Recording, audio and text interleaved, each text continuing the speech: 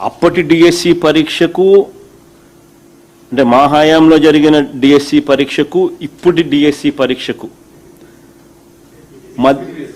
ఇప్పుడు అదేంటే ఏపీపీఎస్సీని డిఎస్సిని కదా చాలా ఏపీపీఎస్సీ అప్పుడు ఏపీపీఎస్సీ ఇప్పుడు ఏపీపీఎస్సీకి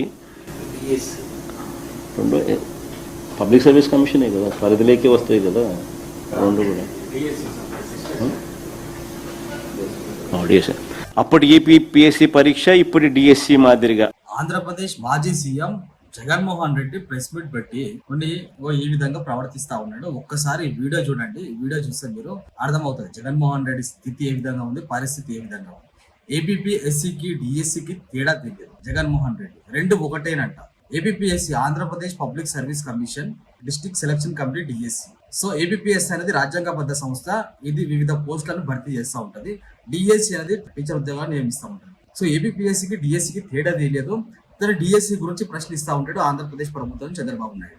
సో ఇతనికి ఆంధ్రప్రదేశ్ ప్రజలు లక్షల మంది ఓటేస్తారు. చదువు లేని ఒక వ్యక్తికి, కనీసం మినిమం నాలెడ్జ్ లేని ఒక వ్యక్తికి, ఏపీపీఎస్సీకి డిఎస్సికి తేడా తెలియని ఒక వ్యక్తికి, ఇంజనీర్లు, డాక్టర్లు, ఐఏఎస్ ఆఫీసర్ చదువుకున్న స్టూడెంట్స్ ఈ చదువురాని వ్యక్తికి ఓట్లు వేస్తారు. కనీసం ప్రభుత్వం మీద అవగాహన లేదు, ప్రభుత్వ సంస్థల మీద అవగాహన లేదు.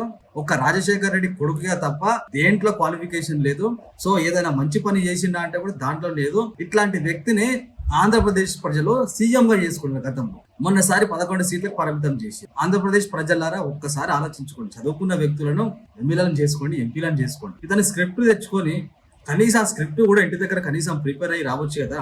మీడియా ముందు దొరికిపోవడం ఎందుకు? ఇంతసేపు ఆ పేపర్ చూసి చదవడమేనా? స్ట్రైట్ ఫార్వర్డ్ గా మాట్లాడి ప్రిపేర్ అయ్యి దాని గురించి అవగాహన తెచ్చి తెలుసుకోవచ్చు కదా. చాట్ జీపీటీ ఉన్నాయి, జెమినీ AI ఉన్నాయి, AI చాట్ బాట్లు చాలా ఉన్నాయి కదా.